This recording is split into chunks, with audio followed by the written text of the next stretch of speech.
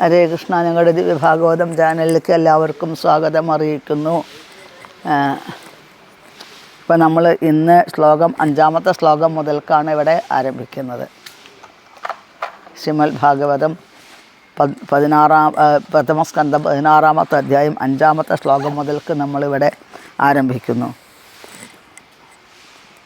ഓമജ്ഞാനതിമിരാന്ധസ്യ ജ്ഞാനാഞ്ജനാശലാകയാ ചക്ഷുരുന്മീലിതം യേന തസ്മൈ ശ്രീഗുരവേ നമഃ. ശ്രീചൈതന്യമനോഭീഷ്ടം സ്ഥാപിതം യേന ഭൂതലേ സ്വയം രൂപ കഥാ മഹ്യം ദദാതി സ്വപദാന്തികം. വന്ദേഹം ശ്രീഗുരോः ശ്രീയുതപദകമലം ശ്രീഗുരൂन् വൈഷ്ണവാംശ്ച ശ്രീരൂപം സാഗ്രജാതം സഹഗണരഘുനാഥാന്വിതം തം സജീവം സാദ്വൈതം സാവധൂതം പരിജനസഹിതം കൃഷ്ണചൈതന്യദേവം ശ്രീരാധാകൃഷ്ണപാദാൻ സഹഗണലളിതാ ശ്രീവിശാഖാന്വിതാംശ്ച. ഹേ കൃഷ്ണ കരുണാ സിന്ധോ ദീനബന്ധോ ജഗൽപതേ ഗോപേശ ഗോപികാകാന്ത രാധാകാന്ത നമോസ്തുതേ. തപ്തകാഞ്ചനഗൗരാംഗീം രാധേ വൃന്ദാവനേശ്വരി വൃഷഭാനുസുതേ ദേവി പ്രണമാമി ഹരിപ്രിയേ. വാഞ്ചാകൽപതരുഭ്യശ്ച കൃപാസിന്ധുഭ്യ ഏവ ച പതിതാനാം പാവനേഭ്യോ വൈഷ്ണവേഭ്യോ നമോ നമഃ. ഹരേ കൃഷ്ണ കൃഷ്ണ കൃഷ്ണ ഹരേ ഹരേ ഹരേ രാമ രാമ രാമ ഹരേ ഹരേ. 5-ാമത്തെ ശ്ലോകം മുതൽക്കാണ് നമ്മളിവിടെ ആരംഭിക്കുന്നത്. ശ്രീശൗനകൗവാച കസ്യ ഹേതോ നിജഗ്രഹ കലിം ദിഗ്വിജയേന്ദ്രപാ നിർദേവ ചിഹ്ന ദൃക്ശൂദ്രകോസൗ ഗാമ്യപദാഹനൽ തൽകഥ്യത മഹാഭാഗ ഇതി കൃഷ്ണകഥാശ്രയം. കസ്യ ഹേതോഃ നിജഗ്രാഹ കലിം ദിഗ്വിജയേ നൃപഃ നൃദേവ ചിഹ്ന ദൃക് ശൂദ്രകഃ അസൗ ഗാമ്യപദ അഹനത് തൽകഥ്യത മഹാഭാഗ ഇതി കൃഷ്ണകഥാശ്രയാം. അതായത് ശൗനക ഋഷി ചോദിക്കുകയാണ്, എന്തുകൊണ്ടാണ് ദിഗ്വിജയത്തിൽ കലിയെ പരീക്ഷിത്ത് മഹാരാജാവ് കലിയെ ഉചിതമായി ശിക്ഷിച്ചത് എന്നൊരു ചോദ്യം ചോദിക്കുകയാണ്. അതിനെ ഈ കലി എങ്ങനെയുള്ള ആളായിരുന്നു? ശൂദ്രനായിരുന്നു എന്നാണ്. 4 കാലിൽ നിൽക്കുന്ന ഒരു കാളയുടെ 3 കാലുകളും തല്ലിയൊടിച്ച് ഒരു കാലിൽ മാത്രം അവശമായി കാള നിൽക്കുക. അപ്പോൾ വളരെയധികം ഒരു തമോ ഗുണമുള്ള ആളായിരുന്നു കലി എന്നാണ്. ഇവിടെ തൽകഥ്യത മഹാഭാഗ, ഇവിടെ ശൗനക മഹർഷി സൂതനോട് പറയുന്നു, സൂത ഗോസ്വാമിയോട് പറയുന്നു, തൽകഥ്യത മഹാഭാഗ, അങ്ങ് അതിനെക്കുറിച്ചിട്ടൊന്ന് വിസ്തരിച്ച് പറഞ്ഞു തരൂ. ഇത് കൃഷ്ണകഥാശ്രയം, ശ്രീകൃഷ്ണ ഭഗവാനെ ആശ്രയിക്കാൻ ഏറ്റവും യോജിക്കുന്ന കഥകളാണ്. ഭഗവാനായിട്ട് ബന്ധപ്പെട്ട കഥകളാണ് പരീക്ഷിത്ത് മഹാരാജാവിൻ്റെ ഈ കഥ എന്നുള്ളത് കൊണ്ട് അതിന് പ്രാധാന്യം കൂടും എന്നാണ്. ശ്രീകൃഷ്ണ ഭഗവാനായിട്ട് ബന്ധപ്പെട്ടിരിക്കുന്ന ആ കഥകൾക്ക് പ്രത്യേകത ഉണ്ട്. അതായത് ഭഗവാനെ പോലെ തന്നെ ശക്തി അതിനുണ്ട് എന്നതാണ് ആചാര്യന്മാർ സൂചിപ്പിക്കാറുള്ളത്.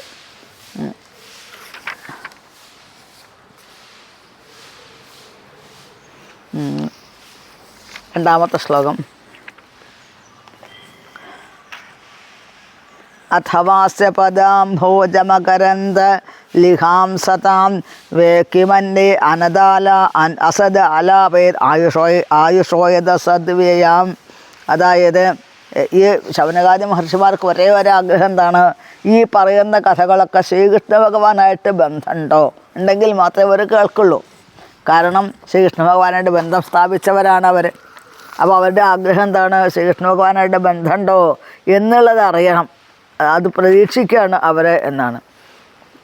ഭൗതിക പ്രകൃതിയുടെ ത്രിഗുണങ്ങളുടെ ഉൽപ്പന്നങ്ങളാകിൽ ആർക്കും സർവ്വതും അശുദ്ധങ്ങളാകുന്നു. പവിത്രമാക്കുന്ന ഘടകം കൃഷ്ണനാകുന്നു. അതായത്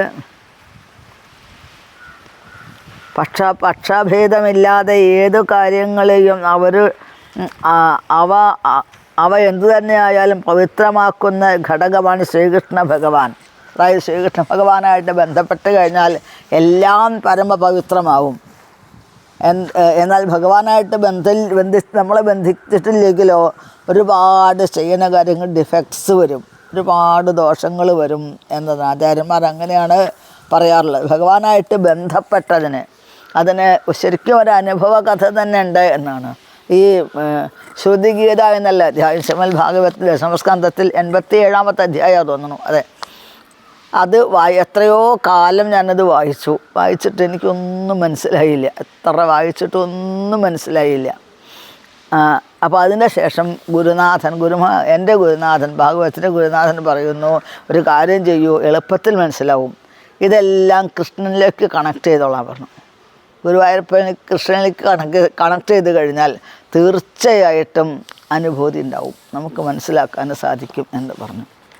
അപ്പോൾ ഭഗവാനായിട്ട് ബന്ധപ്പെട്ട ആ വിഷയങ്ങൾക്ക് വളരെയധികം താല്പര്യമുണ്ട് ശൗനകാദി മഹർഷിമാർക്ക് എന്നാണ് പറയുന്നത്.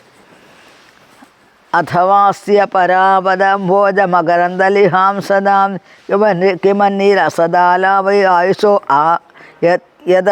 ആയുഷോ യദസദ്വയം അഥവാസ്യ പദാംഭോജ മകരന്തലിഹാം സതാം കിമന്നീരസദാലാപൈ ആയുഷോ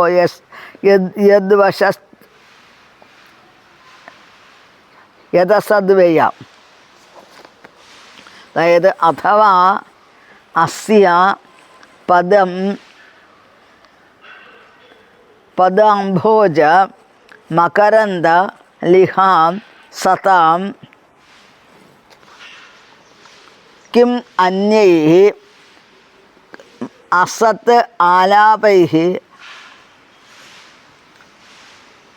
വിഷയഃ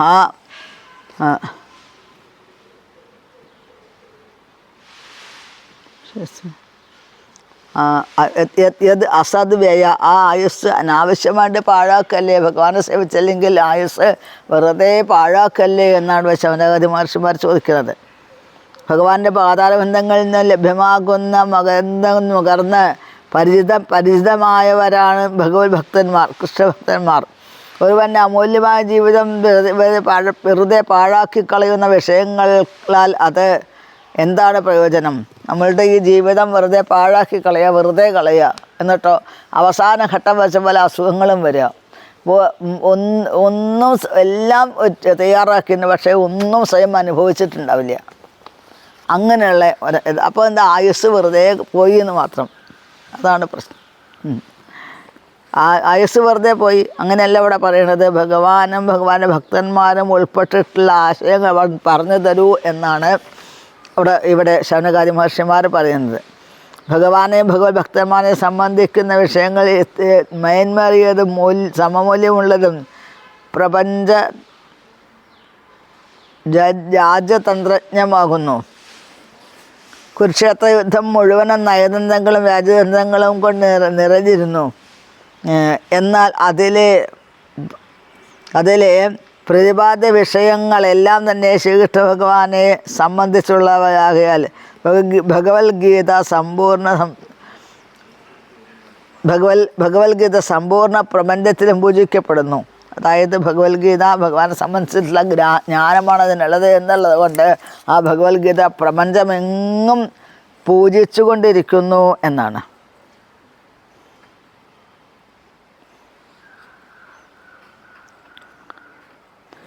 പിന്നെ നമ്മുടെ ജീവിതത്തിന് ആയുസ് ദീർഘമായിട്ടുള്ളതല്ല.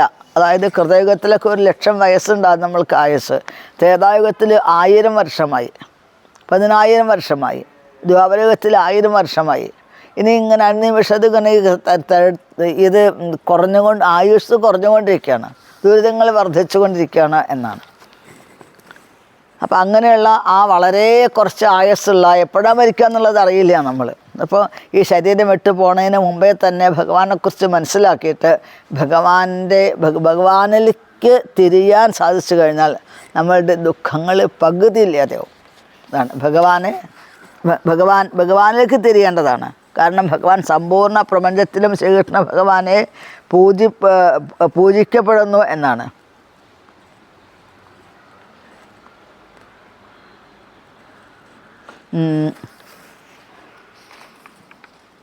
ഹരേ കൃഷ്ണ. കൃഷ്ണ ഭഗവാനായിട്ട് ബന്ധപ്പെട്ട സർവ്വതും അതീന്ദ്രിയമാണ്, ആത്മജ്ഞാനപരമാണ്. അതുമല്ല സർവ്വതും അതീന്ദ്രിയവും ആത്മജ്ഞാനപരവുമാകുന്നു. മാത്രമല്ല അവയെക്കുറിച്ചെല്ലാം എനിക്ക് അവയെക്കുറിച്ചെല്ലാം സവിസ്തരം ശ്രവിക്കുവാൻ ശുദ്ധഭക്തന്മാർക്ക് അതിയായ താല്പര്യവുമുണ്ട് എന്നാണ്. ഈ വിഷയത്തെക്കുറിച്ച് ഭീഷ്മദേവൻ്റെ പ്രാർത്ഥനകളുമായി ബന്ധപ്പെട്ട ഭാഗത്ത് മുമ്പ് തന്നെ വ്യക്തമായിട്ടുണ്ട് എന്നാണ്. നമ്മുടെ ജീവിതം കാലയളവ് വളരെ കുറച്ചാണ്. അപ്പോൾ ഒരുപാട് മാർഗങ്ങളിൽ കൂടെ പോകാൻ നമ്മൾക്ക് സമയമില്ല. എളുപ്പമുള്ള മാർഗം എന്താണ്? ഭഗവാന്റെ നാമം ജപിക്കുക, ഭാഗവതങ്ങൾക്ക് സത്സംഗത്തിൽ പങ്കുകൊള്ളുക എന്നുള്ളതാണ്. ഇവിടെ 7ാമത്തെ ശ്ലോകം. ക്ഷുദ്രായുഷാം നൃണാമംഗാമർത്യാനാമൃതമിച്ഛതാം ഇഹോപഹൂതോ ഭഗവാൻ മൃത്യുശാമിത്ര കർമ്മണി. ക്ഷുദ്രായുഷാം നൃണാമംഗാമർത്യാനാമൃതമിച്ഛതാം ഇഹോപഹൂതോ ഭഗവാൻ മൃത്യുശാമിത്ര കർമ്മണി. ക്ഷുദ്ര ആയുഷാം നൃണാം അംഗമർത്യാനാം ഋത്വിജാത്മനാം ഭവദ്വിധോ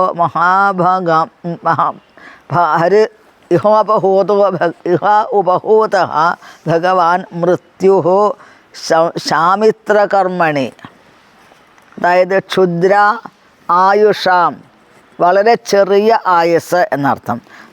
മനുഷ്യർക്ക് വളരെ കുറച്ച് ആയുസ് മാത്രമേ ഉള്ളൂ. അംഗ അല്ലയോ സൂത ഗോസ്വാമി എന്നാണ്. മർത്യാനാം, മനുഷ്യന്, അതായത് മരണത്തിനെ അഭിമുഖീകരിക്കേണ്ട ആൾ എന്നുള്ളത് കൊണ്ടാണ് മർത്യൻ എന്ന് ഈ പേര് വരുന്നത് എന്നാണ്.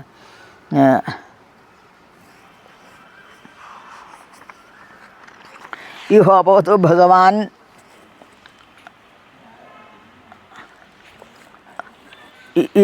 ഭഗവാൻ മൃത്യു ശാമിത്ര കർമ്മണി. അതായത് ഇത് കേൾക്കുന്ന അനേകം ആളുകൾ കേൾക്കുന്നുണ്ട്. അപ്പോൾ യമധർമ്മരാജാവ് അവിടെ മരണത്തിൻ്റെ ഒരാൾ നടപടികൾക്ക് വിധേയമാക്കാൻ വേണ്ടി തയ്യാറായി നിൽക്കുകയാണ്. പക്ഷേ ധർമ്മരാജാവ് കഥകൾ കേൾക്കുന്ന പ്രധാനപ്പെട്ട ഒരാളാണ് അവിടെ എന്നാണ്. അപ്പോൾ ഈ കഥകൾ ഭഗവാൻ അവിടെ പറയുന്ന സമയത്ത്, ഈ ഒരു സത്സംഗമൊക്കെ നടക്കുന്ന ആ ഒരു സമയത്ത്, ശൗനകാദി മഹർഷിമാർ പറയുന്ന സമയത്ത് സൂത ഗോസ്വാമി കഥ പറയാൻ ആരംഭിക്കുന്നുണ്ട്, മറ്റൊരു ചോദിക്കാനായിട്ട് ആരംഭിക്കുന്നുണ്ട്. അങ്ങനെയുള്ള ആ സമയത്ത് ഭഗവാൻ സജ്ജനങ്ങളുടെ ഇച്ഛയ്ക്കനുസരിച്ച് ഭഗവാൻ അവിടെ സാന്നിധ്യം ചെയ്യുന്നുണ്ട്. ആ ഭഗവാനെ ആ സാന്നിധ്യം വിട്ട് അന്തകനെ പോലെ പോകാൻ സാധിക്കില്ല ഇവിടെ. കാരണം അത്രയും ആകർഷണം ഭഗവാനുണ്ട് എന്നുള്ളത് കൊണ്ട്. അതാണ് പറയുന്ന കശ്ചിൽമയതയാവൽ താവത് യാവദാസ്തൈഹാന്തക ഏതദർത്ഥം ഹി ജീവാനാം ആഹൂത പരമർഷിഭീം ന കശ്ചിൽ മ്രിയത്തെ താവത് യാവത് ആസ്തയെ ഇവ അന്തകം. ഏതദ് അർത്ഥം ഹി ഭഗവാൻ ആഹൂതഃ പരമഋഷിഭി അഹോ നൃലോകേ പീയേത ഹരിലീലാമൃതം ച വച. അതായത് ന കശ്ചിൽ മ്രിയതേ യാവത് ആസ്തയെ ഇഹ അന്തകഃ. ഏതദ് അർത്ഥം ഹി ഭഗവാൻ ആഹൂത പരമർഷിഭി ഓ നൃലോകേ പീയേത ഹരിലീലാമൃതം വച. അതായത് ഇവിടെ അന്തകൻ ഇവിടെ ഇരിക്കുന്നിടത്തോളം കാലം ഒരാളും മരിക്കില്ല എന്നാണ് കൃഷ്ണ മഹാരാജാവ് പറയുന്നത്.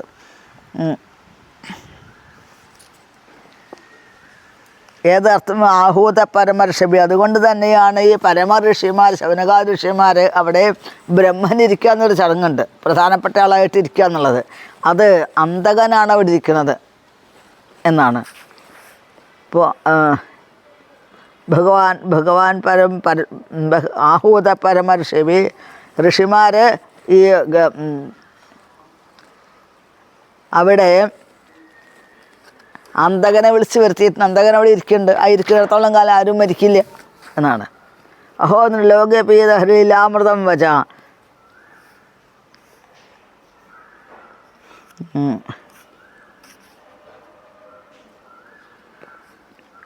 എവിടെയും മരണത്തിൻ്റെ കാരണഭൂതനായ യമരാജൻ ഇവിടെ സന്നിഹിതനായിരിക്കുന്നിടത്തോളം കാലം ആർക്കും നിശ്ചയമായും മരണത്തെ അഭിമുഖീകരിക്കേണ്ടി വരികയില്ല. ഋഷിശ്രേഷ്ഠന്മാർ മരണത്തിൻ്റെ നിയന്താവും ഭഗവാന്റെ മഹാഭക്തനുമായ യമരാജനെ ക്ഷണിച്ചു.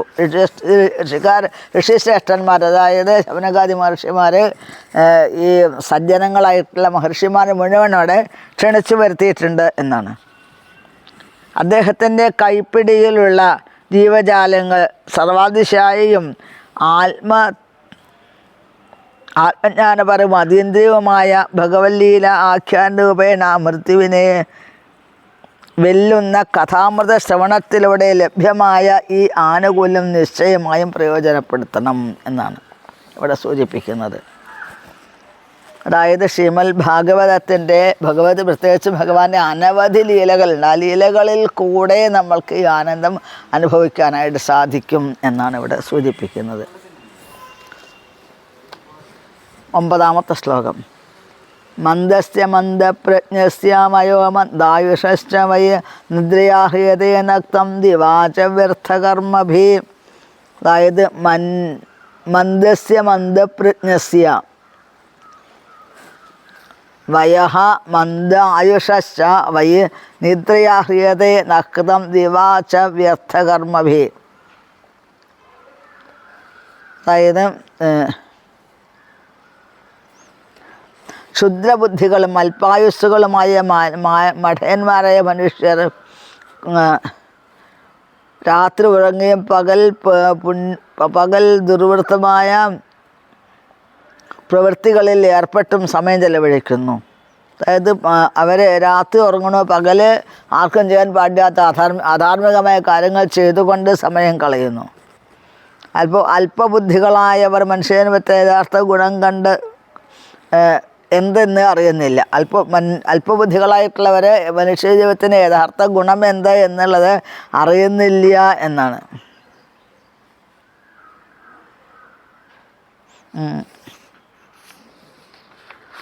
പത്താമത്തെ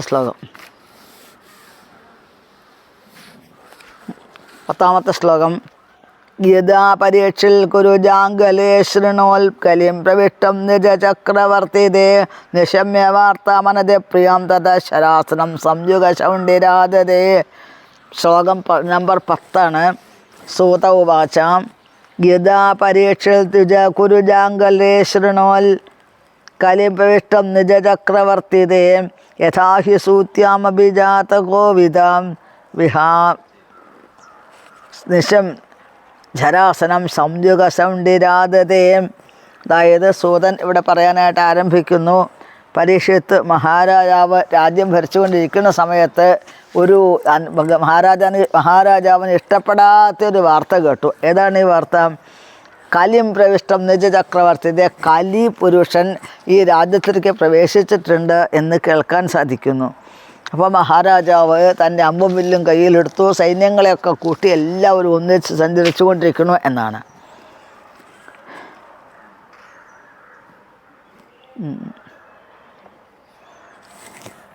ഇവിടെ കുരു സാമ്രാജ്യത്തിൻ്റെ രാജധാനിയിൽ വസിച്ചുകൊണ്ടിരുന്ന വേളയിൽ അദ്ദേഹത്തിൻ്റെ രാജ്യത്തിൻ്റെ അധികാര അതിർത്തിക്കുള്ളിൽ കലിയുഗ ലക്ഷണങ്ങൾ നുഴഞ്ഞു കയറാൻ ആരംഭിച്ചു. ഇതേക്കുറിച്ച് ശ്രമിച്ച അദ്ദേഹത്തിന് അത് തീരെ രുചികരമായി തോന്നിയില്ല. എങ്കിലും ഇത് അദ്ദേഹത്തിന് യുദ്ധം ചെയ്യാനുള്ള ഒരു അവസരമൊരുക്കി കൊടുത്തു എന്നാണ്.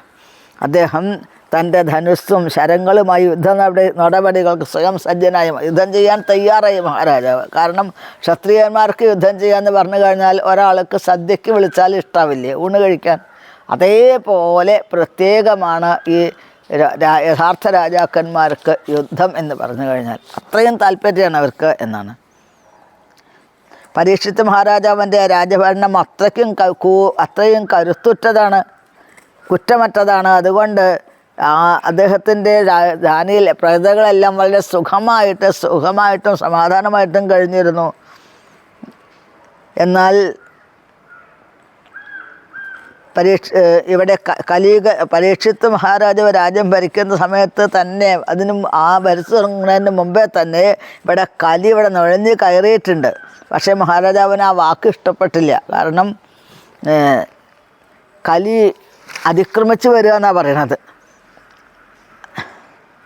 കലിയുഗ ലക്ഷണങ്ങൾ എന്തൊക്കെയാണ്?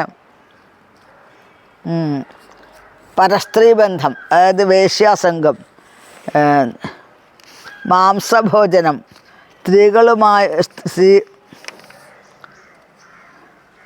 പിന്നെ ചൂതുകളി, മാംസഭോജനം, ചൂതുകളി, ഇതാണ്.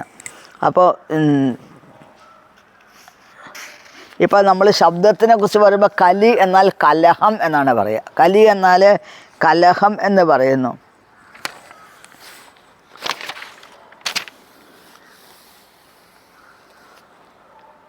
പിന്നെ പരീക്ഷിത്ത് മഹാരാജാവ് കേട്ടു തൻ്റെ രാജ്യത്ത് പുതിയ ഒരാൾ ചക്രവർത്തിയായി തീർന്നു എന്നുള്ള. ചക്രവർത്തി അന്വേഷിച്ചുകൊണ്ട് മഹാരാജാവ് സഞ്ചരിച്ചു.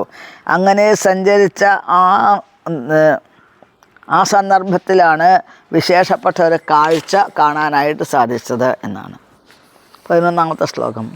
സ്വലങ്കൃതം ശ്യാമതുരംഗയോജിതം രഥം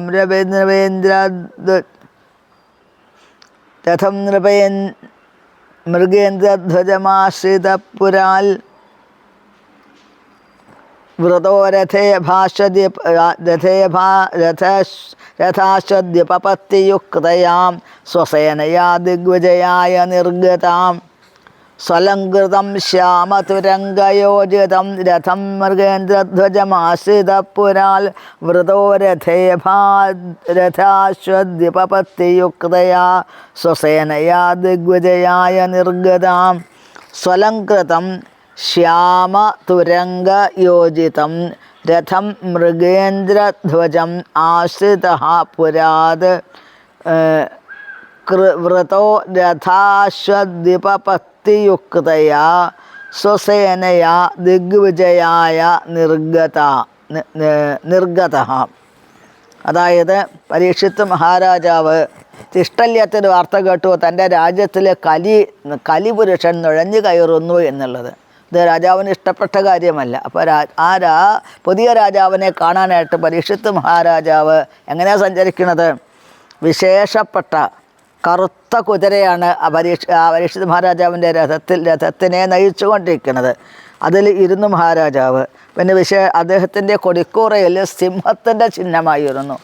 അർജുനൻ്റെ കൊടിക്കൂറയിൽ കപിധ്വജൻ, അതായത് ഹനുമാൻ സ്വാമി, ആഞ്ജനേയ സ്വാമികളായിരുന്നു എന്നെങ്കിൽ ഇവിടെ പരീക്ഷിത്ത് മഹാരാജാവിൻ്റെ കൊടിക്കൂറ സിംഹധ്വജനാണ്. സിംഹമായിരുന്നു അതിൻ്റെ കൊടിയടയാളം എന്നതാണ്. വിശേഷപ്പെട്ട രഥത്തിലെ സാരഥികളുണ്ട്.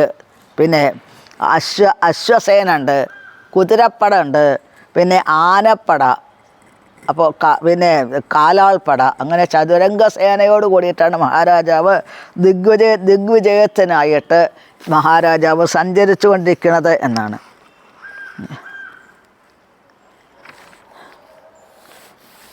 അപ്പോൾ ഇത് വളരെയധികം ഇവർ സഞ്ചരിക്കുന്ന കാഴ്ച തന്നെ ഒരു ആനന്ദകരമായിരുന്നു എന്നാണ്. അത് മാത്രമല്ല, കണ്ണുകൾക്ക് ഒരു ആനന്ദം തരുന്ന കാഴ്ച. അതുപോലെ തന്നെ നമ്മളുടെ യുദ്ധമുഖത്ത് പോലും നമ്മളുടെ ഒരു സൗന്ദര്യാത്മകമായിട്ടുള്ള സംസ്കാരം കൂടിയായിരുന്നു. അതായത് ശ്രീല പ്രഭുപാദ് വ്യാഖ്യാനത്തിൽ നമ്മൾക്ക് മനസ്സിലാക്കി തരുന്നു എന്നാണ്. രാജകീയമായിട്ടുള്ള ഘോഷയാത്രയായിരുന്നു ആ ദിഗ്വിജയത്തിനുള്ള യാത്ര എന്ന് സൂചിപ്പിക്കുന്നു. 12ാമത്തെ ശ്ലോകം. ഭദ്രാശ്വം കേതുമാലം ജ ഭാരതം ചോത്തരാൻ കുരോൻ കിം പുരുഷാദീനി വർഷാണി വിജിത്യ ജഗൃഹേ ബലിം. ജംബൂദ്വീപിന് അനേകം വിഭാഗങ്ങളുണ്ട്. ഇളാവൃതം വർഷത്തിന് ചുറ്റപ്പെട്ട് കിടക്കുന്നു. അപ്പോൾ ജംബൂദ്വീപിന് 9 വിഭാഗങ്ങളുണ്ട്. അത് മുഴുവൻ പരീക്ഷിത്ത് ഈ പാണ്ഡവന്മാരുടെ ഭരണത്തിൻ്റെ കീഴിലായിരുന്നു. പാണ്ഡവന്മാർക്ക് ആരാ അത് കൊടുത്തത്? പാണ്ഡു എന്നാണ്. അവരുടെ അച്ഛനായിട്ടുള്ള പാണ്ഡുവാണ് 4 ഭാഗത്തുള്ള എല്ലാ രാജ്യങ്ങളെയും കീഴടക്കിയത്. ഒറ്റയ്ക്കാണ് കീഴടക്കിയത്. ഭാഗവതത്തിൽ പറയുന്നുണ്ട് ഭഗവത് ചതസ്ര എന്ന്. എല്ലാവരും കീഴടക്കുന്നത് പാണ്ഡു മഹാരാജാവ് ഒറ്റയ്ക്കായിരുന്നു. അത് തന്നെയാണ് പൈതൃകമായിട്ട് പാണ്ഡവന്മാർക്ക് കിട്ടിയത്. ആ കൂട്ടത്തിൽ കൂടെ അടുത്തുള്ള മറ്റ് അനേകം രാജ്യങ്ങളും രാജസൂയ മഹായാഗത്തിൽ അർജുനനും അർജുനൻ്റെ സൈന്യങ്ങളും കൂടി ഒന്നിച്ചു ചേർന്ന് പാണ്ഡവന്മാരെ കീഴടക്കിയിട്ടുണ്ട് എന്നാണ്. ഇവിടെ ഭദ്രാശ്വം കേതുമാലം ച ഭാരതം ചോത്തരാൻ കുരൂൻ കിം പുരുഷാദീനി വർഷാണി വിജിത്യ ജഗൃഹേ ബലിം. ഭദ്രാശ്വം കേതുമാലം ഭാരതം ഉത്തരകുരു പിന്നെ കിംപുരുഷ വർഷം എല്ലാം സ്വന്തം അധീനത്തിലാക്കി. അവരെല്ലാവരും കപ്പം കൊടുക്കാൻ, നികുതി കൊടുക്കാൻ തുടങ്ങി. പ്രത്യേകിച്ച് അവരോട് യുദ്ധം ചെയ്ത് ആളുകളെ ഇതൊന്നുമില്ല. ഇവരുടെ പാണ്ഡവന്മാരുടെ പ്രഭാവം കണ്ട സമയത്ത് രാജാക്കന്മാരെല്ലാം അടിയറവ് പറയേണ്ടതായിട്ട് വരുന്നു. അത്രയും പ്രത്യേകതയായിരുന്നു എന്നാണ്. മഹാരാജ യുധിഷ്ഠിരനും ഈ ദേശമൊക്കെ കീഴടക്കിയിട്ടുണ്ട്. അപ്പോൾ ഈ സാമ്രാജ്യത്തിൽ ഇതെല്ലാം ഭദ്രാശ്വവർഷം അങ്ങനെയുള്ള എല്ലാ വിധത്തിലുള്ള ആ ഭൂവിഭാഗങ്ങളും ഈ പാണ്ഡവന്മാരുടെ ഭരണത്തിൻ്റെ കീഴിലായിരുന്നു. ഇത് മഹാഭാരതത്തിൽ ഭീഷ്മപർവത്തിൽ ഏതൊക്കെ ഭാഗങ്ങളാണ് കീഴടക്കിയിരുന്നത് ഈ കുരുവംശക്കാർ എന്നുള്ളതിനെക്കുറിച്ച് സഞ്ജയൻ ധൃതരാഷ്ട്രക്ക് അതിനെ വിവരിച്ചു കൊടുക്കുന്നുണ്ട് എന്നാണ്. അതിൽ ഈ വർഷവിഭാഗങ്ങളെല്ലാം പെടും എന്നാണ് സൂചിപ്പിക്കുന്നത്. അപ്പോൾ ഭാഗവതം എന്ന് പറഞ്ഞാൽ ഒരു എൻസൈക്ലോപീഡിയ എന്ന് പറയാം. അതൊരു വിശ്വവിജ്ഞാന കോശമാണ്. എല്ലാ അറിവുകളും ശ്രീമദ് ഭാഗവതത്തിൽ കൂടെ നമ്മൾക്ക് ലഭിക്കും എന്നാണ്. പക്ഷെ നമ്മൾ വായിക്കാനും ചിന്തിക്കാനും തയ്യാറാവണം. 13 മുതൽ 15 വരെ. തത്ര തത്രോപശൃണ്വാന സ്വപൂർവേഷാം മഹാത്മനാം പ്രഗീയമാണം ജയശ കൃഷ്ണമാഹാത്മ്യസൂചകം ആത്മാനം ച പരിത്താദമശ്വത്ഥാം നോസ്ത്രതേജസ സ്നേഹം ച വൃഷ്ണിപാർത്ഥാനാം തേഷാം ഭക്തിം ച കേശവേ തേഭ്യ പരമസന്തുഷ്ട പ്രീത്യുജൃംഭിതലോചന മഹാധനാനി വാസാംസി ദദൗഹാരാൻ മഹാമനാഃ. തത്ര ഉപശൃണ്വാനഃ സ്വപൂർവേഷാം മഹാത്മനാം പ്രഗീയമാണം ച യശഃ കൃഷ്ണമാഹാത്മ്യസൂചകം ആത്മാനം ച പരിത്രാതം അശ്വത്ഥാംന അസ്ത്രതേജസ സ്നേഹം ച വൃഷ്ണിപാർത്ഥാനാം തേഷാം ഭക്തിം ച കേശവേ തേഭ്യ പരമസന്തുഷ്ടഃ പ്രീതി ഉജൃംഭിതലോചനഃ മഹാധനാനി വാസാംസി ദദൗഹാരാൻ മഹാമനാഃ. അതായത് എന്തൊക്കെയാണ് കേട്ടത് എന്നതിനെക്കുറിച്ചിട്ടാണ് പറയുന്നത് എന്നാണ്. രാജാവ് സന്ദർശിച്ച എല്ലാ സ്ഥലങ്ങളിലും ഭഗവാന്റെ ഭക്തന്മാരായിട്ടുള്ള പാണ്ഡവന്മാരുടെ ആ മഹിമകളാണ് പാടുന്നതായിട്ട് കേട്ടത് എന്നാണ്. പിന്നെ ഭഗവാന്റെ അത്യത്ഭുതകരമായിട്ടുള്ള ഭഗവാന്റെ വൈഭവങ്ങളെക്കുറിച്ചിട്ട്, ഭഗവാനും പാണ്ഡവന്മാരും തമ്മിലുള്ള വിശേഷമായിട്ടുള്ള സ്നേഹബന്ധത്തിനെക്കുറിച്ചിട്ട്, അതിനെക്കുറിച്ചിട്ട് കൃഷ്ണ ഭഗവാൻ എങ്ങനെ അശ്വത്ഥാമാവിനെ എൻ്റെ അസ്ത്രത്തിൽ നിന്നും എങ്ങനെയാണ് പരീക്ഷത്തിനെ രക്ഷിച്ചത് എന്നതെല്ലാം കേട്ടു എന്നാണ്. അതായത് ഈ ഭഗവാനോട് ഇവർക്കുള്ള പാണ്ഡവന്മാർക്കുള്ള എന്തെന്നില്ലാത്ത ഭക്തി, അഹേതുകമായ ഭക്തിയെക്കുറിച്ച് കേൾക്കാൻ സാധിച്ചു. പിന്നെ ദ്വാരകയിലുള്ള യാദവ് വംശക്കാരും വൃഷ്ണി വംശക്കാരും അതേപോലെ തന്നെ ഹസ്തിനപുരത്തിലുള്ള ഇപ്പോഴത്തെ ഈ പാണ്ഡവന്മാരും അവരും തമ്മിലുള്ള വിശേഷപ്പെട്ട സൗഹൃദത്തിനെക്കുറിച്ചിട്ടും കേൾക്കാൻ സാധിച്ചു. അപ്പോൾ ഈ മഹാത്മ്യങ്ങളൊക്കെ ഉൾക്കൊള്ളിച്ചുകൊണ്ടാണ് ഗായകന്മാർ വിശേഷപ്പെട്ട സംഗീതം സംഗീതത്തിനെ സമന്വയിപ്പിച്ചിരുന്നത് എന്നാണ്. അപ്പോൾ ആ സംഗീതം അവരുടെ കീർത്തനത്തിൽ കൂടെ ഈ മഹിമകളായിരുന്നു അവർ പാടിക്കൊണ്ടിരുന്നത് എന്നാണ്. അപ്പോൾ പരീക്ഷിത്ത് മഹാരാജാവ് തൻ്റെ പൂർവികന്മാരെക്കുറിച്ചിട്ട് അപദാനങ്ങൾ പാടുന്നവർക്ക് മുഴുവൻ വിശേഷപ്പെട്ട കണ്ഠാഭരണങ്ങൾ, വില കൂടിയിട്ടുള്ള പട്ടുവസ്ത്രങ്ങൾ, ആഭരണങ്ങൾ, സമ്മാനങ്ങളെല്ലാം കൊടുത്തുകൊണ്ട് മഹാരാജാവ് സഞ്ചരിച്ചു കൊണ്ടിരിക്കുന്നു എന്നാണ്. പണ്ട് കാലത്ത് ഒരു പ്രത്യേകത എന്താണെന്നുണ്ടെങ്കിൽ പണ്ട് കാലത്ത് ഇല്ലാത്ത കാര്യങ്ങളെക്കുറിച്ച് പറഞ്ഞിരുന്നില്ല എന്നാണ്. അതായത് സംഭവിച്ച കാര്യങ്ങളെക്കുറിച്ച്, അവർ ചെയ്യുന്ന പൂർവികന്മാർ ചെയ്തിട്ടുള്ള സദ്ഭരണത്തിനെക്കുറിച്ച്, അത് വാസ്തവത്തിൽ സത്യമായിരുന്നു. അത് സദ്ഭരണത്തിനെക്കുറിച്ച്, അതിനെക്കുറിച്ച് പിന്നെ അവരുടെ ആ പറഞ്ഞ അവർ ചെയ്യുന്ന കാര്യങ്ങൾ മാത്രമേ അവിടെ അപദാനങ്ങളായിട്ട് പാടിയിരുന്നുള്ളൂ. ഇന്നാണെങ്കിൽ എന്താണ്, ഇന്നത്തെ അവസ്ഥ എന്താണ്? പ്രത്യേകിച്ച് യാതൊരു ഗുണങ്ങളും ഇല്ല എന്നുണ്ടെങ്കിലും ഉദ്യോഗസ്ഥന്മാരെ പ്രീതിപ്പെടുത്താനായിട്ട് ഉപയോഗിക്കുന്ന സത്യവിരുദ്ധമായിട്ടുള്ള ആത്മാർത്ഥതയില്ലാത്ത മുഖസ്തുതി മാത്രമാണ് ഇന്ന് മിക്കവാറും ആളുകൾ പരസ്പരം പറഞ്ഞുകൊണ്ടിരിക്കുന്നത്. അതാണ് പണ്ടത്തെ ആ കാലവും ഇന്നത്തെ ഈ കാലവും തമ്മിലുള്ള വ്യത്യാസം. പിന്നീട് എന്തൊക്കെയാണ് കേൾക്കാൻ സാധിക്കുന്നത്? സാരഥ്യ പാരിഷദ സേവന സഖ്യദൗത്യ വീരാസനാനുഗമന സ്തവന പ്രണാമാൻ സ്നിഗ്ധേഷു പാണ്ഡുഷു ജഗൽ പ്രണതിം ജ വിഷ്ണോഹോ ഭക്തിം കരോതി നൃപതിശ്ചരണാരവിന്ദേ. സാരഥ്യ പാരിഷദ സേവന സഖ്യദൗത്യ വീരാസനാനുഗമന സ്തവന പ്രണാമാൻ സ്നിഗ്ധേഷു പാണ്ഡുഷു ജഗൽ പ്രണതിം ജ വിഷ്ണോഹോ ഭക്തിം കരോതി നൃപതിശ്ചരണാരവിന്ദേ. ഇത് ഒന്നിച്ചാണ്, ആ രണ്ട് വരി മുഴുവൻ ഒന്നിച്ചാണ് ചൊല്ലേണ്ടതായിട്ടുള്ളത്. സാരഥ്യ പാരിഷത, ഭഗവാൻ പാർത്ഥസാരഥിയായത്, രാജസൂയത്തിൻ്റെ കാർമ്മിക സ്ഥാനം ഭഗവാൻ സ്വീകരിച്ചത്, പിന്നെ സേവന, പാണ്ഡവന്മാർക്ക് വേണ്ടി എന്ത് സേവനം ചെയ്യാൻ തയ്യാറായത് ഭഗവാൻ, സേവന സഖ്യ, ഭഗവാനായിട്ടുള്ള എന്തെന്നില്ലാത്ത അടുപ്പം, അതായത് സുഹൃത് ബന്ധത്തിനെക്കുറിച്ച്, ദൗത്യ, ഭഗവാൻ ദൂതനായിട്ട്, പാണ്ഡവന്മാരുടെ ദൂതനായിട്ട് ഹസ്തിനപുരത്തിലെ സഭയിലേക്ക് ധൃതരാഷ്ട്രരുടെ അടുത്തേക്ക് പോയത്, അതിനെക്കുറിച്ചിട്ട് വീരാസനം എന്ന് പറഞ്ഞാൽ എന്താണ്? രാത്രിയിൽ യുദ്ധസമയത്ത് രാത്രി ഉറങ്ങാതെ നിൽക്കണം ഒരാൾ. കാരണം ശത്രുക്കൾ നുഴഞ്ഞു കയറുമെന്നറിയില്ല കൂടാരത്തിലേക്ക്. അതിന് വേണ്ടിയിട്ട് ശത്രുക്കളെ മുഴുവൻ അവരൊക്കെ നിരീക്ഷിച്ചുകൊണ്ട് തൻ്റെ സൈന്യത്തിൽ ഭാഗത്തുള്ളവരെ രക്ഷിച്ചുകൊണ്ട് ഭഗവാൻ വാളുമായിട്ട് ഉറങ്ങാതെ കാവൽക്കാരനായിട്ട് നിൽക്കും എന്നാണ്. സഖ്യദൗത്യ വീരാസനം എന്നാ പറയുക. അനുഗമന, എപ്പോഴും അവരുടെ പിന്നാലെ സഞ്ചരിച്ചു കൊണ്ടിരിക്കുക പാണ്ഡവന്മാരുടെയൊക്കെ. സ്തവന, അവർക്ക് വേണ്ടി സ്തുതിക്കുക. പ്രണാമാൻ, അവരൊക്കെ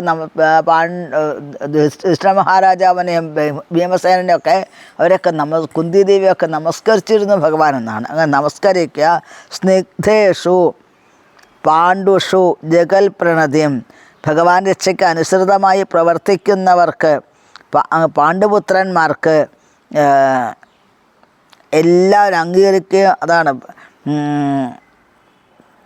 തേരാളി, ദൂതൻ, മിത്രം, നിശാ, കാവൽക്കാരൻ എന്നിങ്ങനെ എല്ലാവിധ സ്ഥാനങ്ങളും സ്വീകരിച്ചുകൊണ്ട് ഇളയ സഹോദരനെ പോലെ പ്രണമിച്ചുകൊണ്ട് എല്ലാ സേവനങ്ങളും ചെയ്തു കൊടുത്തതായി പരീക്ഷിത് മഹാരാജാവ് ശ്രവിച്ചു.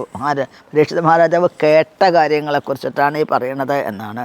അപ്പം അദ്ദേഹത്തിന് ഇത് കേട്ടതോടുകൂടിയിട്ട് പരീക്ഷിത് മഹാരാജാവിന് ഭഗവാന്റെ പാദത്തിൽ കൂടുതൽ ഭക്തി വർദ്ധിച്ചു വന്നു എന്നാണ് ഇവിടെ സൂചിപ്പിക്കുന്നത്. ഭഗവാന്റെ സ്വന്തം ഭക്തന്മാരുമായിട്ടുള്ള ഇടപെടലുണ്ടല്ലോ, പുറമേ ആളുകൾ കാണുന്ന സമയത്ത് സാധാരണക്കാരനെ പോലെ തോന്നും എന്നുണ്ടെങ്കിലും പരമാർത്ഥമായിട്ട് വാസ്തവത്തിൽ എന്താണ് അതിൻ്റെ പരമാർത്ഥത മനസ്സിലാക്കുന്ന ഒരാൾ, പാണ്ഡവന്മാരും ഭഗവാൻ തമ്മിലുള്ള യഥാർത്ഥ ബന്ധത്തിനെക്കുറിച്ച് മനസ്സിലാക്കുന്ന ആളുകൾക്ക്, ഭഗവാന്റെ പ്രവർത്തനങ്ങളെക്കുറിച്ചിട്ട് അറിയാൻ സാധിക്കുന്ന ഒരാൾക്ക് വാസ്തവത്തിൽ എന്തു വരുന്നു? അത് കേട്ടിട്ട് അവരെ ആ മഹിമകൾ കേട്ട് ഹൃദയം ശുദ്ധീകരിക്കപ്പെട്ട് ഭഗവാന്റെ ധാമത്തിലേക്ക് മടങ്ങിപ്പോവാനുള്ള ഒരു ഉപായമായിട്ട് ഇത് മാറുന്നു എന്നാണ്. പാണ്ഡവന്മാർ നിഷ്കളങ്കരായിട്ടുള്ള പാണ്ഡവന്മാർ ദൃഢനിശ്ചയം ആണ്. ഭഗവാൻ ദൃഢനിശ്ചയമാണ്. എന്താണ്? ഭഗവാൻ ഇച്ഛയ്ക്ക് അനുസരിച്ചാണ് പാണ്ഡവന്മാർ പ്രവർത്തിച്ചത്. അങ്ങനെ ദൃഢനിശ്ചയം ചെയ്തവരായിരുന്നു പാണ്ഡവന്മാർ എന്നാണ്. അതുകൊണ്ട് തന്നെ ഭഗവാനും പാണ്ഡവന്മാർക്ക് എന്ത് സേവനം ചെയ്യാൻ തയ്യാറായി. അപ്പോൾ ഭക്തനും ഭഗവാനും തമ്മിലുള്ള വിശേഷപ്പെട്ട ബന്ധങ്ങളാണ് ഇവിടെ നമ്മൾക്ക് കാണാൻ സാധിക്കുന്നത്.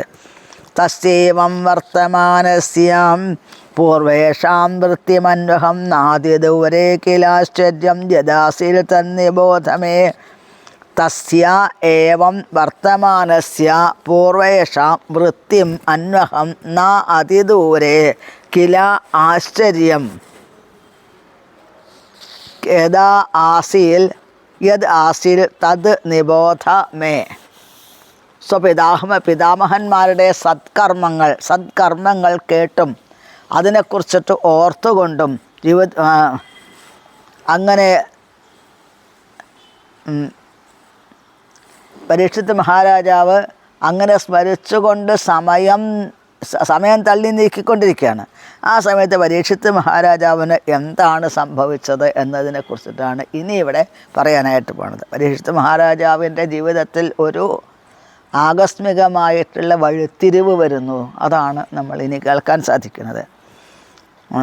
അങ്ങനെ സഞ്ചരിച്ചു കൊണ്ടിരിക്കുന്ന സമയത്ത് പരീക്ഷിത്ത് സഞ്ചരിക്കുക ദിഗ്വിജയത്തിനായിട്ട്, പ്രജകളുടെ ക്ഷേമത്തിനെ ഉദ്ദേശിച്ചുകൊണ്ടാണ് സഞ്ചരിച്ചു കൊണ്ടിരിക്കുന്നത്. ധർമ്മപദയുകേന ചരൻ വിക്ഷായമുപലഭ്യഗാം പൃച്ഛതി സ്മാശ്രുവദനം വിവത്സാമിവ മാതരം. ധർമ്മ പദ ഏകേന ചരൻ വിക്ഷായാം ഉപലഭ്യഗാം പൃച്ഛതി സ്മ അശ്രുവദനാം വിവത്സാം ഇവ മാതരം.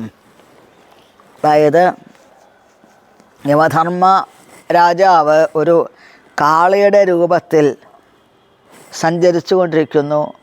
ഭൂമിദേവി ഒരു പശുവിൻ്റെ രൂപം, അതായത് ഒരു കുഞ്ഞ് നഷ്ടപ്പെട്ട തള്ളപ്പശുവിൻ്റെ ഭാവത്തിൽ നിൽക്കുന്ന ഭൂമിദേവി എന്നാണ്. അതോടുകൂടെ ആ ഭൂമിദേവി ആ പശു കരഞ്ഞുകൊണ്ടിരിക്കുന്നത്, തൻ്റെ കുഞ്ഞ് നഷ്ടപ്പെട്ടതിൽ വിലപിച്ചുകൊണ്ട് കരഞ്ഞുകൊണ്ടായിരിക്കുന്നത്. കരയുന്ന സമയത്ത് അതിൻ്റെ സൗന്ദര്യം നഷ്ടപ്പെട്ടു പോയിട്ടുണ്ട്. അപ്പോൾ രണ്ടുപേര് ധർമ്മരാജാവ് ഭൂമിദേവിയോട് സംസാരിക്കുന്നതാണ് മഹാരാജാവ് കേൾക്കുന്നത്. ധർമ്മരാജാവ് ഭൂമിദേവിയുമായിട്ട്, അതായത് കാളയും പശുവും തമ്മിൽ സംഭാഷണം ചെയ്യുന്നത് മഹാരാജാവ് ശ്രദ്ധിക്കുകയാണ്. കാള ധാർമ്മികത്തിൻ്റെ അടയാളമാണ്, പശു ഭൂമിദേവിയുടെ പ്രതിനിധിയാണ്. അപ്പോൾ പശുവും കാളയും ആഹ്ലാദകരമായ അവസ്ഥയിലായിരിക്കുമ്പോൾ ലോകത്തിലെ ജനങ്ങളും ആനന്ദമയമാകുന്ന അവസ്ഥയിൽ എത്തിച്ചേരുന്നു എന്നാണ് ഇവിടെ ആചാര്യന്മാർ പറയുന്നത്. കാളകൾ എന്താണ്? നിലമുഴാൻ സഹായിക്കുന്നു കാളകൾ. അതുവഴി ധാന്യോൽപാദനം ധാരാളമായിട്ടുണ്ടാകുന്നു. സർവ പോഷകമൂല്യങ്ങളും അടങ്ങുന്ന പാല് നമ്മൾക്ക് തരുന്നു. അപ്പോൾ ആ പാലിൽ നിന്നും അനേകം ഉൽപ്പന്നങ്ങൾ ഉണ്ടാകുന്നു. അപ്പോൾ നമ്മളുടെ ഈ സംസ്കാരത്തിന് ധാന്യങ്ങളും ക്ഷീര ഉൽപാദക വസ്തുക്കളും വളരെ അത്യാവശ്യമാണ്. നമ്മുടെ സംസ്കാരം നിലനിർത്തുന്നത് അതുതന്നെയാണ് എന്നാണ്. അപ്പോൾ പശുവിൻ്റെയും കാളയുടെയും അതിൻ്റെ ഗോസംരക്ഷണത്തിന് എത്രയാണ് ശ്രദ്ധ വേണ്ടത് എന്ന് ആചാര്യന്മാർ നമ്മളോട് വീണ്ടും വീണ്ടും ഓർമ്മിപ്പിക്കുന്നുണ്ട്. എന്നാലും നമ്മൾക്ക് അതിന് സാധിക്കുന്നില്ല. നമ്മൾക്ക് നോർത്ത് ഇന്ത്യയിലൊക്കെ പോയി കഴിഞ്ഞാൽ കാണാൻ സാധിക്കും അനേകം ഗോശാലകൾ, പശുവിനെ വളർത്തുന്ന സ്ഥലങ്ങൾ, പശുവിനെ പരിപോഷിപ്പിക്കുന്ന, വളരെ ഈശ്വരനെ പോലെ വിചാരിക്കുന്ന അനേകം ഗോശാലകൾ, അതിൻ്റെ ഉടമസ്ഥന്മാരൊക്കെ നമ്മൾക്ക് കാണാൻ സാധിക്കും. ബ്രാഹ്മണീയ സംസ്കാരം ശിഥിലമാവുന്ന സമയത്ത് പശുവും കാളയും നിന്ദിക്കപ്പെടും എന്നാണ് പറയുന്നത്. അതിൻ്റെ ഫലമായിട്ട് പല വിധത്തിലുള്ള ലക്ഷണങ്ങളുണ്ട്. കലിയുഗത്തിൻ്റെ ലക്ഷണങ്ങൾ വർദ്ധിച്ചു വരും. ധർമ്മ ഉവാച കച്ചിൽ ഭദ്രയനാമയമാത്മനസ്തേ വിച്ഛായാസിം ലായതേ ഷൺമുഖേന ആലക്ഷയേ ഭവതീമന്തരാധിം ദൂരേ ബന്ധും ശോചസി കഞ്ചനാംബാം. കശ്ചിൽ ഭദ്രേ അനാമയം ആത്മനഃ തേ വിച്ഛായാസി മ്ലായത്തെ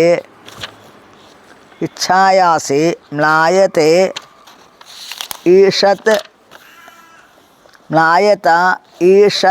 മുഖേന ആലക്ഷയേ ഭവതീം അന്തരാധീം ദൂരെ ബന്ധും ശോചസി കഞ്ചന അംബ.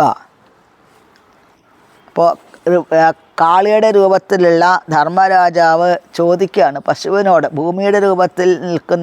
പശുവിൻ്റെ രൂപത്തിൽ നിൽക്കുന്ന ഭൂമിദേവിയോട് ചോദിക്കുകയാണ്, ആരോഗ്യവതിയല്ലേ നെയ്യ്, സന്തോഷവതിയല്ലേ നെയ്യ്, എന്തുകൊണ്ടാണ് ഇങ്ങനെ ദുഃഖം അനുഭവിച്ചു കൊണ്ടിരിക്കുന്നത്? മുഖം എന്തുകൊണ്ടാണ് ഇങ്ങനെ വല്ലാതെ ഇരുണ്ട് കറുത്തു പോയിരിക്കുന്നത്? പിന്നെ മാനസികമായിട്ടോ ശാരീരികമായിട്ടോ എന്തോ അനാരോഗ്യങ്ങളുണ്ടോ? അതോ അകലെയുള്ള ഏതെങ്കിലും ബന്ധുക്കളെക്കുറിച്ച് ചിന്തിച്ചുകൊണ്ടാണോ ദുഃഖിച്ചു കൊണ്ടിരിക്കുന്നത് എന്നാണ്. ഇപ്പോൾ നമ്മളുടെ ഒരു വ്യക്തിക്ക് എന്തെങ്കിലും പ്രശ്നങ്ങളുണ്ടെങ്കിൽ അവരുടെ മുഖത്ത് നോക്കിയാൽ അവരുടെ ഭാവം കണ്ടു കഴിഞ്ഞാൽ അറിയാനായിട്ട് സാധിക്കും എന്നാണ്. അപ്പോൾ ഈ കലിയുഗത്തിലെ ആളുകൾ മിക്കവാറും എപ്പോഴും ഉത്കണ്ഠാകുലരാണ് അവർ, എപ്പോഴും ടെൻഷനാണ് അവർക്ക് എന്നാണ്. ഒരു കലിയുഗത്തിൻ്റെ സവിശേഷത എന്താണെന്നുണ്ടെങ്കിൽ ഒരാൾക്കും ഒന്നിച്ച് ബന്ധുക്കളോട് കൂടിയിട്ട് സ്വന്തമായി ഒന്നിച്ചു ചേർന്നുകൊണ്ട് സന്തോഷമായി കഴിയാൻ സാധിക്കണില്ല എന്നതാണ്. അതായത് ഉപജീവന മാർഗത്തിന് വേണ്ടി അച്ഛൻ മകനിൽ നിന്നും കുറേ ദൂരെ താമസിക്കണം. ആ മകൻ വലുതായി കഴിഞ്ഞാലോ മകൻ ജോലിക്ക് പോവും, അച്ഛനിവിടെ വീട്ടിൽ പരിപാലനമായിട്ട് വീട് പരിപാലിച്ചുകൊണ്ട് അങ്ങനെ. സഹോദരനും സഹോദരിയും തമ്മിൽ അനേകം ദൂരെയാണ് താമസിക്കുന്നത്, വേർപിരിഞ്ഞ് താമസിക്കുന്നു. ഭർത്താവ് ഭാര്യ വേർപിരിഞ്ഞ് താമസിക്കുന്നു. ഏതെങ്കിലും ഒരു ദിവസം വന്നു കഴിഞ്ഞ് 2-3 ദിവസം കഴിയുന്ന സമയത്ത് വരുന്നതിനേക്കാളും വേദന തിരിച്ചു പോകുന്ന സമയത്ത് പിന്നെ അവിടെ പോയി കഴിഞ്ഞാൽ എന്തൊക്കെയാണ് സംഭവിക്കുക എന്നുള്ള ടെൻഷൻ. അപ്പോൾ ഇത് കലിയുഗത്തിൻ്റെ പ്രത്യേകതയാണ്. ഇഷ്ടപ്പെടുന്നവർക്ക് ആർക്കും ഒന്നിച്ച് താമസിക്കാൻ സാധിക്കാത്ത അവസ്ഥ വന്നു ചേരുന്നുണ്ട്. അതുകൊണ്ട് എല്ലാവരും അസന്തുഷ്ടരായിരിക്കുന്ന അവസ്ഥയാണ് കലിയുഗത്തിൽ കാണാൻ സാധിക്കുന്നത് എന്നാണ്. ശ്ലോകം നമ്പർ 20. പാതൈർന്യൂനം ശോചസീമയുഗപാദമാത്മാനം വാവൃഷളൈർഭോക്ഷ്യമാണം ആഹോസുരാദിൻ ഹൃദയജ്ഞഭാഗൻ പ്രജാവുതസ്വിന്മഖവത്യവർഷതി. പാദൈഃ നൂനം ശോചസി മാ ഏകപാദം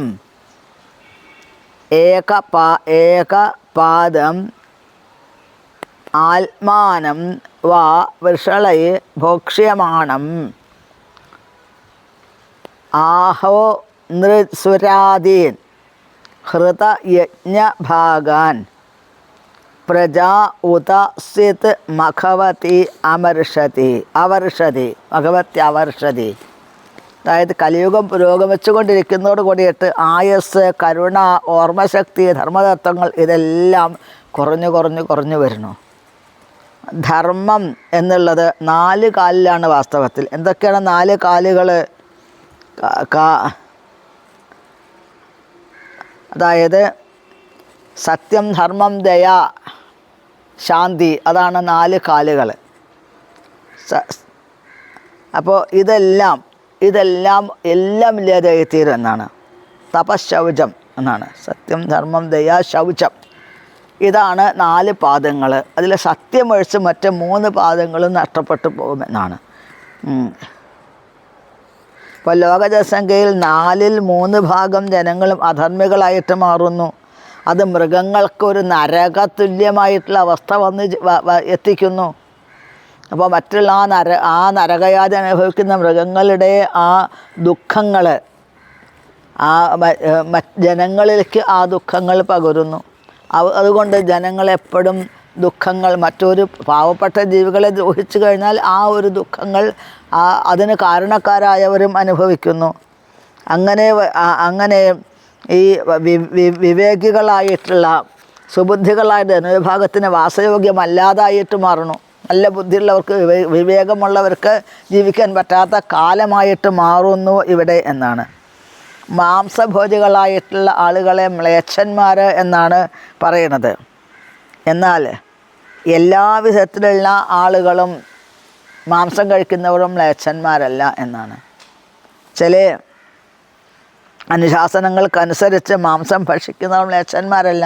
യാഗം ചെയ്യേണ്ട യാഗത്തിൻ്റെ സമയത്ത് യാഗപശുവിൽ നിന്നും അതിന്ന് വാപ്പ എന്ന് പറയും, വിശേഷപ്പെട്ട ഒരു പ്രധാനപ്പെട്ട ഭാഗത്ത് ഹോമിക്കലുണ്ട്. അത് പ്രസാദമായിട്ട് കഴിക്കുന്നവരുണ്ട്. ചിലപ്പോൾ ഘ്രാണിക്കാൻ മാത്രമേ പാടുള്ളൂ. അങ്ങനെയൊക്കെ ഉണ്ട്.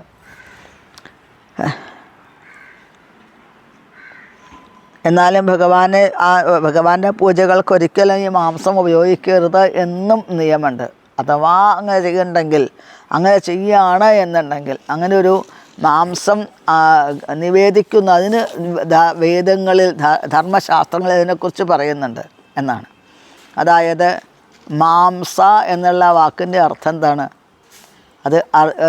അതിനെക്കുറിച്ച് വേദത്തിൽ വ്യക്തമായി പറയുന്നുണ്ട്. കാളീ ദേവിക്കാണ് ഇത് ബലി കൊടുക്കുക എന്നാണ്. മൃഗബലി ചെയ്യാറുള്ളത്. അത് അർദ്ധരാത്രി സമയത്ത്, അതോ കറുത്ത അമാവാസി ദിവസം അർദ്ധരാത്രി സമയത്ത് ആണ് ബലി കൊടുക്കേണ്ടത്. ആ ബലി കൊടുക്കുന്ന ആൾ മാത്രമേ അവിടെ ഉണ്ടാവാൻ പാടുള്ളൂ എന്നാണ്. പിന്നെ എന്നിട്ടോ ആ സമയത്ത് ബലി കൊടുക്കാൻ പോകുന്ന ആ മൃഗത്തിൻ്റെ കഴുത്ത് പിടിച്ച് കത്തി കയ്യിൽ പിടിച്ചിട്ട് ഒരു മന്ത്രം ജപിക്കാനുണ്ട്.